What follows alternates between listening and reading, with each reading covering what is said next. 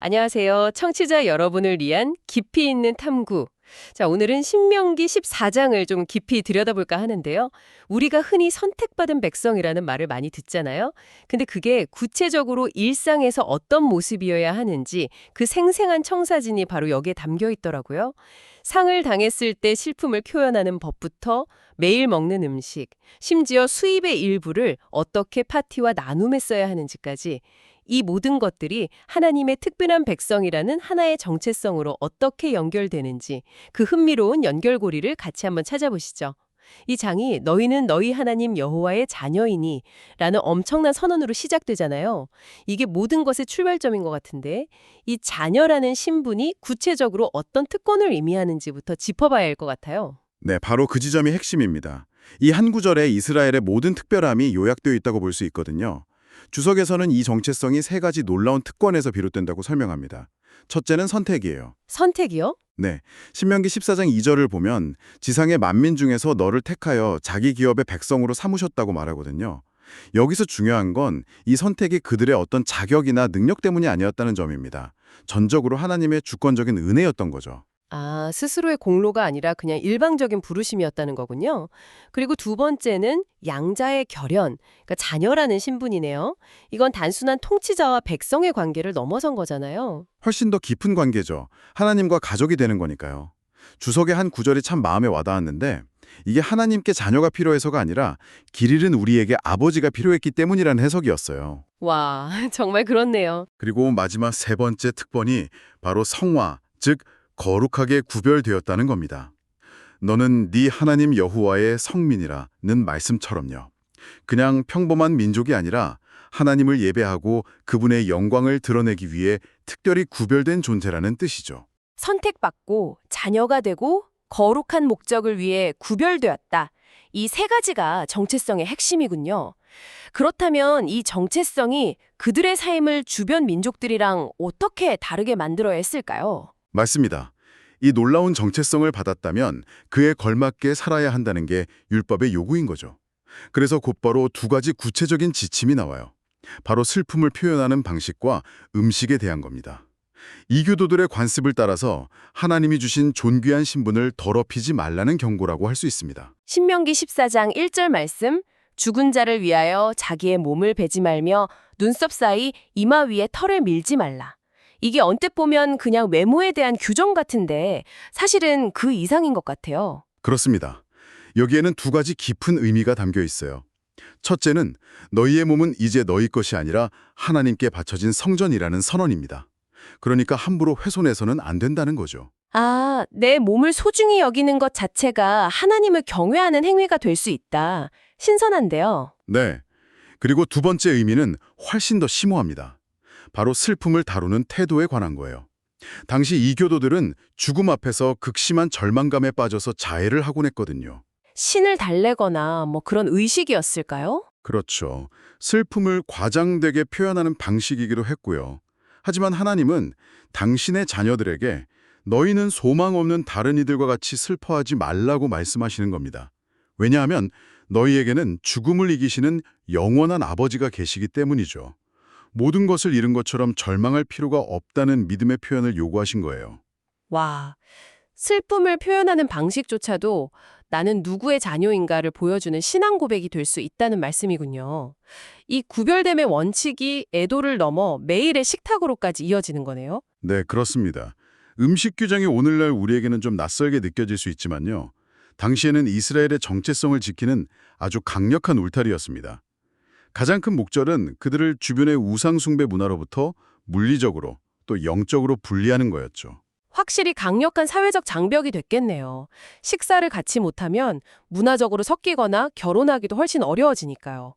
매일 3번씩 우리는 다르다는 걸 되새기는 시간이었겠어요. 바로 그겁니다. 일상의 가장 기본적인 행위를 통해서 거룩을 훈련한 셈이죠. 그리고 규정을 자세히 보면 하나님께서 그들을 굶기려고 하신 게 아니라는 점이 분명해요. 소, 양, 염소는 물론이고 사슴, 노루, 산염소, 먹을 수 있는 정결한 짐승의 목록이 아주 깁니다. 금지된 돼지고기나 토끼고기를 못 먹는다고 불평할 이유가 전혀 없었던 거죠. 물고기나 새에 대한 규정도 구체적이고요. 근데 여기서 정말 흥미로운 규정이 두 가지 나오더라고요. 첫 번째는 스스로 죽은 것에 대한 건데요. 이스라엘 백성은 먹으면 안 되는데 나그네에게 주거나 이방인에게 파는 건 괜찮다고 하잖아요. 이게 좀 이상하게 들릴 수 있거든요. 그렇죠. 하지만 바로 이 규정이야말로 음식법의 핵심 목적을 명확히 보여줍니다. 이 법이 위생이나 보편적인 도덕법이라기보다는 오직 이스라엘이라는 특정 공동체의 거룩한 구별을 위한 의식법이었다는 걸 드러내는 대목이에요. 아, 그러니까 이방인에게 해로운 걸 떠넘기라는 뜻이 아니라 이 법은 너희 성민에게만 적용되는 특별한 규정이라는 걸 알려주는 장치였군요. 그럼 염소 새끼를 그 어미의 젖에 살지 말라는 규정은 어떤가요? 이건 더 궁금하더라고요. 여러 해석이 있지만 크게 두 가지로 봅니다. 하나는 당시 가나안 족속의 풍요제의와 관련된 미신적인 관습을 금지한 것이라는 해석이고요. 다른 하나는 생명의 원천인 어미의 젖으로 그 새끼를 삶은 행위 자체가 품고 있는 잔인함, 그런 생명 경시 풍조를 경계하신 것이라는 해석이죠. 어떤 해석이든 생명을 대하는 태도에 있어서조차 구별되기를 원하셨다는 점은 분명하네요. 자, 그럼 가장 중요한 질문이 남습니다. 이 음식법들, 오늘날 우리에게도 유효한 걸까요? 이 부분에 대해서는 신약 성경이 아주 명확한 답을 줍니다. 디모데전서 4장 4절을 보면 하나님께서 지으신 모든 것이 선함에 감사함으로 받으면 버릴 것이 없다고 선언하거든요. 복음 안에서 이런 의식적인 율동들은 폐지된 거죠. 하지만 중요한 건 그 법에 담긴 정신, 즉 하나님의 백성으로서 세상의 가치관과 구별된 삶을 살아야 한다는 원칙은 여전히 유효하다는 겁니다. 네, 그 점이 중요한 것 같습니다. 구별된 삶의 방식이 단순히 뭔가를 안 하는 것에만 있지는 않다는 거요. 이 장의 후반부는 구별된 백성이 자기 소유를 어떻게 써야 하는지에 대한 적극적인 지침으로 넘어가잖아요. 11조 규례인데 우리가 일반적으로 생각하는 11조랑은 개념이 좀 다른 것 같더라고요. 맞습니다. 여기서 말하는 11조는 레위인을 생계를 위한 첫 번째 11조 외에 매년 토지 소산의 10분의 1을 똥 구별해야 했던 두 번째 11조에 대한 규정이에요. 잠깐만요. 그럼 첫 번째 11조를 내고 남은 것의 10분의 1을 또 떼어냈다는 건가요? 와, 이건 정말 놀라운데요. 네, 그렇죠.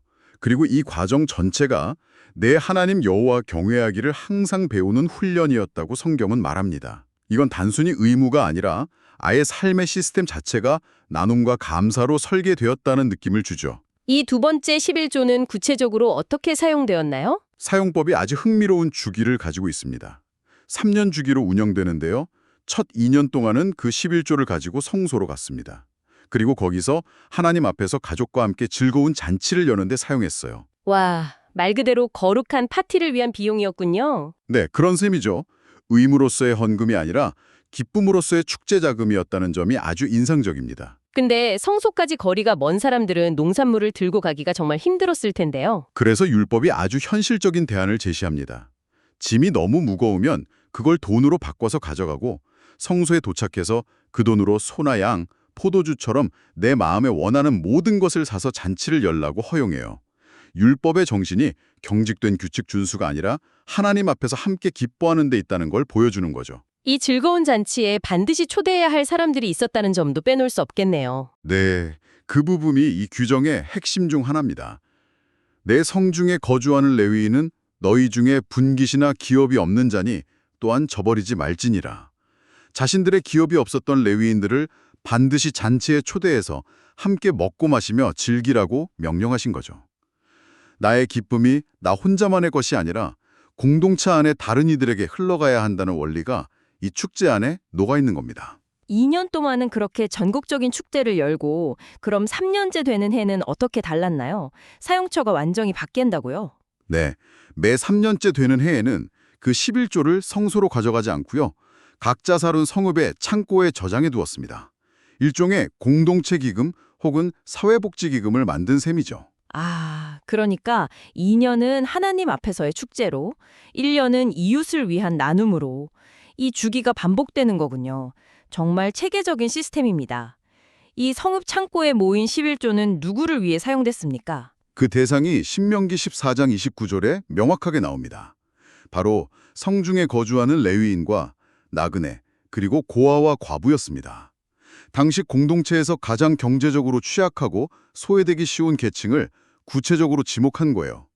국가적인 차원의 사회 안전망이 없던 시대에 신앙 공동체가 그 역할을 감당하도록 설계하신 거죠. 단순히 구제하는 걸 넘어서 그들이 와서 먹고 배부르게 하라고 하신 것도 인상 깊어요. 그냥 시혜를 베푸는 느낌이 아니라 그들의 필요를 온전히 채워주라는 존엄성을 지켜주는 나눔을 명령하신 거네요. 맞습니다. 맛만 보게 하는 게 아니라 만족할 때까지 풍족하게 나누라는 뜻입니다. 그리고 이 명령의 끝에는 정말 놀라운 약속이 붙어 있습니다. 그리하면 내 하나님 여호와께서 내 손으로 하는 범사에 내게 복을 주시리라. 이 나눔의 실천이 복을 받는 통로가 된다는 약속이군요. 여기서 내 손으로 하는 범사라는 표현이 눈에 띄네요. 아주 중요한 지점입니다. 주석은 여기서 두 가지를 강조하는데요. 첫째, 우리의 모든 번영은 궁극적으로 하나님의 축복에서 온다는 사실을 기억하라는 것이고요. 둘째, 그 축복이 임하는 통로는 바로 부지런히 일하는 손과 관대하게 주는 손이라는 겁니다. 일하는 손과 주는 손. 와, 정말 멋진 표현입니다. 네. 게으르지 않게 일하고 인색하지 않게 나눌 때 하나님의 복이 우리 삶에 임한다는 원리죠. 근면함과 관대함이 분리된 게 아니라 하나님의 복 안에서 하나로 연결되는 겁니다. 가난한 이들을 돕는 것이 손해가 아니라 가장 확실하고 안전하게 번영의 길로 나아가는 방법이라는 통찰이 정말 놀랍습니다. 그렇습니다. 하나님께서 복 주시는 경제학은 세상의 계산법과는 다른 셈입니다. 먼저 부지런히 일해서 소산을 얻고 그 소산을 감사와 기쁨으로 하나님과 이웃을 위해 나눌 때 하나님께서 더 큰 복으로 채워이시는 선순환이 이루어지는 것이죠. 오늘 신명기 14장을 통해서 하나님의 특별한 백성으로 산다는 게 어떤 의미인지 정말 다각도로 살펴봤습니다. 그건 추상적인 개념이 아니라 슬픔을 다스리는 방식, 음식을 먹는 습관, 재물을 사용하는 태도처럼 지극히 구체적인 삶의 자리에서 드러나는 정체성이었네요. 네.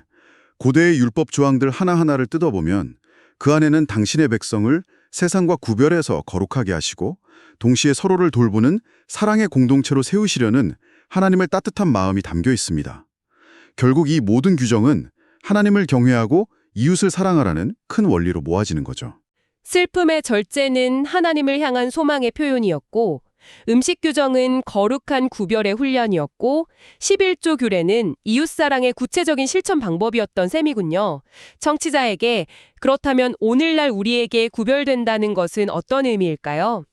우리는 더 이상 고대의 음식 규정을 문자적으로 지키거나 3년 주기의 11조 제도를 따르지는 않습니다. 하지만 이 법에 담긴 정신은 여전히 우리에게 큰 질문을 던집니다. 이 세상 속에서 우리를 하나님의 백성으로 뚜렷하게 구별시켜주는 삶의 표시는 무엇일지, 그리고 우리의 시간과 재능, 재물을 어떻게 사용해야 하나님을 경외하고 이웃을 섬기는 일하는 손과 주는 손의 삶이 될 수 있을지 오늘 한번 깊이 생각해 보시면 어떨까요?